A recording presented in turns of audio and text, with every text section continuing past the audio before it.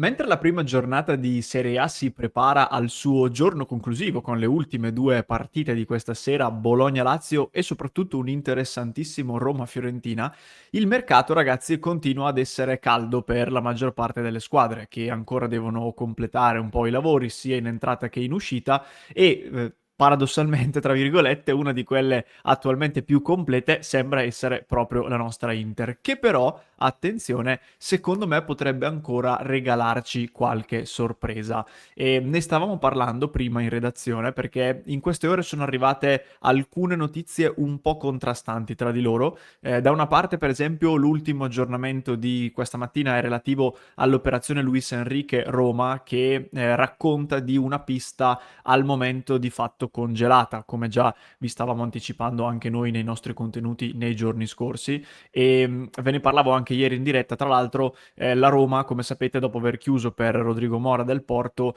sembra che al momento voglia lavorare su altri obiettivi rispetto a Luis Enrique, obiettivi comunque più economici che non arrivino a delle cifre che sfiorano i 30 milioni di euro, come quelle di cui si parlava proprio per l'esterno dell'Inter. Occhio però perché la trattativa è congelata e non saltata, sono due cose molto diverse e ve lo dico anche perché contemporaneamente a questo aggiornamento ne è arrivato un altro molto interessante che secondo me fa il paio con una frase nello specifico che il presidente dell'Inter Beppe Marotta ha detto prima di Inter Monza e poi arriviamo ad alcuni nomi che si possono fare in queste ore. Ma prima vi do il ben ritrovati amiche e amici passioni interisti in questo nuovo contenuto. Come sempre vi invito a cliccare qui sotto sul tasto mi piace e ad iscrivervi al canale se ancora non lo avete fatto e poi se vi va qui in alto c'è il QR code per entrare nel club di Passione Inter. Adesso che la stagione è ufficialmente iniziata anche nelle sue gare ufficiali, ci divertiremo, ci siamo già divertiti nel post partita di Inter Monza, ma non solo, quindi nel caso vi aspetto anche nel club. E riparto allora da Luis Enrique perché appunto vi dicevo la trattativa è congelata e non saltata, nel senso che secondo me non è detto che la pista non si possa riaprire, anche perché tra l'altro sapete bene che gli ultimi giorni di mercato sono sempre giorni molto particolari, a volte possono nascere degli incastri, delle trattative che sono difficili da prevedere anche solo fino a pochi giorni prima. L'ultima che ci riguarda mi viene in mente l'anno scorso, Manuel Akanji, giocatore che fino a 2 o 3 giorni prima della chiusura della trattativa non avremmo nemmeno immaginato che potesse arrivare da noi. E l'Inter, tra l'altro, ve lo stavamo raccontando in questi giorni, ha anche una tradizione, tra virgolette, una storia abbastanza recente di ultimi colpi di mercato sul gong appunto della sessione estiva che ci fa pensare che appunto possa arrivare ancora qualcosa anche in questa edizione, chiamiamola, di calciomercato. E infatti, venendo al possibile acquisto per l'Inter, ieri Fabrizio Romano ha dato un aggiornamento che a me ha abbastanza sorpreso e ve lo leggo. Diceva l'Inter sta esplorando il mercato degli attaccanti, ne ha già chiamato uno che è protagonista in un'altra trattativa. Poi sono da escludere, diceva a completamento, giocatori con stipendi elevati e formule complesse. Però l'Inter ne ha già chiamato uno che è protagonista in un'altra trattativa. Di base, Fabrizio Romano lo sapete, io personalmente lo stimo, lo apprezzo molto, penso che faccia un ottimo lavoro e di base comunque è considerato uno dei più qualificati da questo punto di vista. Il fatto che mi dica ne ha chiamato uno protagonista in un'altra trattativa vuol dire che c'è proprio un'indicazione precisa al di là del profilo in sé. E infatti c'è un nome, fra poco ve lo dico, che ho letto soprattutto su X in queste ore, che a me sembra abbastanza inverosimile, però è proprio un attaccante protagonista di un'altra trattativa. Però ecco, ripeto, da tempo, infatti, come vi stiamo raccontando ormai da diversi giorni, sta filtrando un po' da più parti il fatto che l'Inter, se ci fosse la possibilità, vorrebbe aggiungere una ciliegina a questo mercato, perché poi secondo me di ciliegina si tratterebbe, nulla di aggiuntivo. Un giocatore offensivo, come diciamo da tempo, che possa portare quelle caratteristiche di dribbling che per tanto tempo sono mancate nella nostra rosa. Al momento devo dire che secondo me qualcuno di interessante è stato aggiunto, magari non in attacco, anche se tra Thuram e Bonni in parte queste caratteristiche ci sono, però ecco un giocatore di strappo anche nel breve, io faccio sempre il nome di Lookman, non perché parli proprio di Lookman ovviamente, però con quelle caratteristiche lì è un qualcosa che Kivu sicuramente apprezzerebbe molto e gradirebbe avere come completamento di un reparto che comunque è molto interessante. E come vi dicevo all'inizio, a me le parole di Marotta nel prepartita di Inter Monza sono sembrate parole a cui fare attenzione. Sapete che quando parlano i protagonisti del calcio, bisogna sempre filtrare un po' quello che viene detto tra appunto quello che viene detto esplicitamente, quello che si voleva dire, quello che si voleva comunicare tra le righe. La nostra dirigenza, poi in passato Marotta soprattutto, è stato protagonista più volte di dichiarazioni che dicevano una cosa, ma che poi sottintendevano tutt'altro. Marotta è uno che smentisce, che nega sempre molto volentieri anche quando si tratta di cose quasi chiuse, quasi formalizzate. E nello specifico, partendo dal presupposto che appunto in passato siamo stati abituati a dichiarazioni anche un po' più nette nel chiudere, nello smentire determinate ipotesi, Marotta invece nel prepartita di Inter Monza dice, tra le altre cose, se ci fosse la necessità di investire nuovamente lo faremo. E io ne parlavo anche prima con Lorenzo, a me sembra una dichiarazione abbastanza indicativa, che poi si aggiunge al solito ragionamento che lui ripete sempre dell'Inter che è attenta alle opportunità, che qualora il mercato dovesse regalare qualche opportunità, appunto, sarebbe pronto a coglierla. Però il fatto che lui mi specifichi se ci fosse la necessità di investire nuovamente lo faremo, non è una cosa che aggiungerei se nella mia testa ci fosse un mercato già fondamentalmente chiuso. E quindi io ho fatto, a me sono drizzate un po' le antenne quando ho letto queste parole. E tra l'altro, ecco, vi dicevo prima, abbiamo provato un po' in queste ore anche nel club di Passione Inter a ipotizzare quello che potrebbe essere il nome che corrisponde a tutte queste caratteristiche. È difficile identificare un nome che le metta insieme tutte, cioè giocatore che sia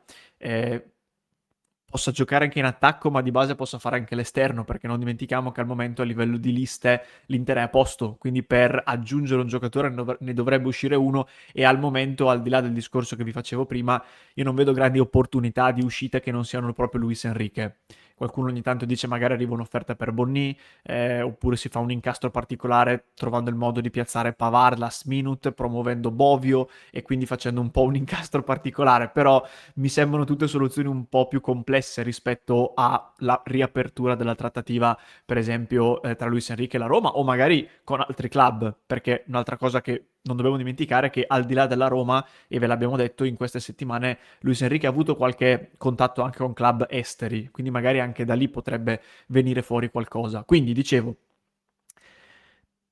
esterno barra attaccante. Io ragionerei più su un esterno che possa fare anche l'attaccante che non viceversa, però comunque le due posizioni le deve coprire. Giocatore che non sia troppo costoso, perché appunto deve essere un'opportunità, come diceva Marotta. Giocatore non extracomunitario perché l'Inter ha finito gli slot. Se vogliamo infilarci anche l'identikit che ha detto Romano, giocatore oggetto già di un'altra trattativa. Allora, intanto, prima vi dicevo, su X ho letto un riferimento per il giocatore oggetto di un'altra trattativa, qualcuno diceva non è che è proprio Moise Kean della Fiorentina che sta trattando il passaggio al Como. Ecco, mi sembra difficile, perché poi, piccola parentesi, altra cosa che vi sto ripetendo da qualche giorno, secondo me l'Inter su Pio Esposito e su Bonni vuole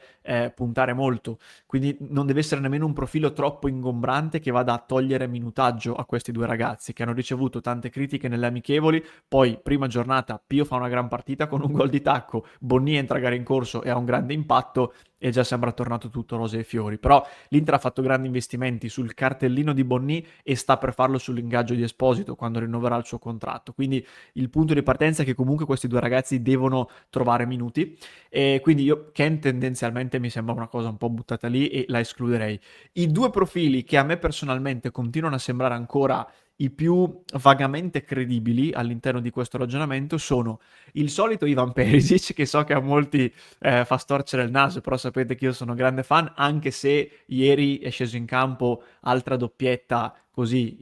senza grandi problemi,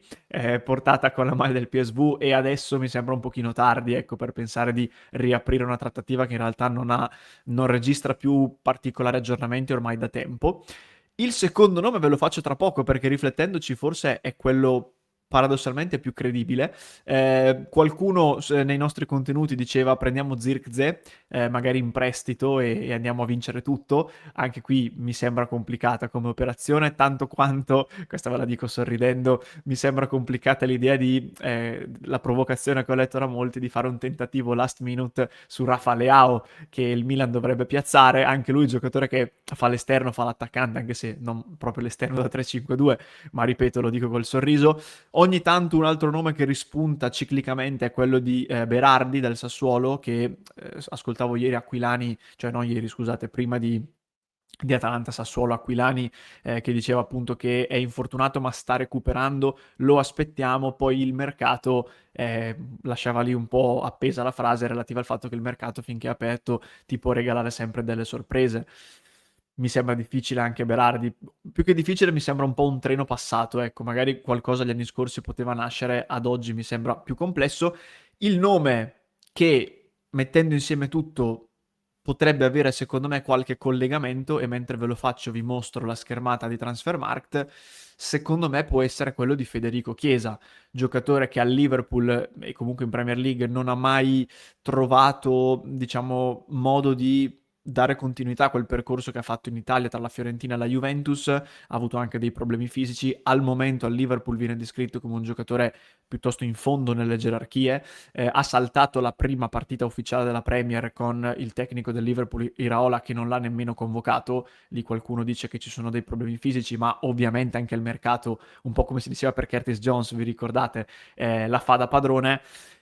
Chiesa, tra l'altro, appunto, tatticamente saprebbe farti sia il quinto che l'attaccante, sarebbe un quinto piuttosto offensivo, ma secondo me lo potrebbe fare, e un attaccante che svaria un po' sul fronte offensivo, ma anche lì adattandolo ci potrebbe stare. Pare che Liverpool non abbia una grandissima richiesta a livello di cartellino, non troppo distante dalla valutazione che vedete a schermo di Transfermarkt. C'è un unico problema che riguarda Federico Chiesa, che è l'ingaggio, perché secondo i dati di Capology, quel portale che vi portiamo spesso come riferimento per gli ingaggi, al momento Chiesa dovrebbe avere un ingaggio lordo da 9 milioni di euro al Liverpool,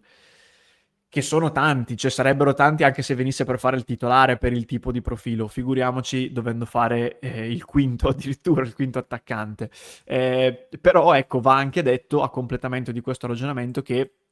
il contratto di Chiesa scade nel 2028 e quindi questa potrebbe essere l'ultima sessione estiva nella quale pensare di cederlo per il Liverpool e anche per lui per provare magari a dare un'ultima fiammata alla sua carriera, non che sia un giocatore vecchio perché ha 28 anni, però è ormai già da un pochino di tempo che è un po' uscito dai radar, ecco, diciamo così, quindi magari un accordo su 2 o 3 anni che possa anche spalmare questo ingaggio potrebbe eventualmente renderlo un profilo spendibile. Sto facendo delle ipotesi, ragazzi, cioè stiamo mettendo insieme quelli che possono essere i piccoli indizi che sono arrivati in questi giorni per capire quale possa essere il profilo. Io vi ho buttato lì questi nomi,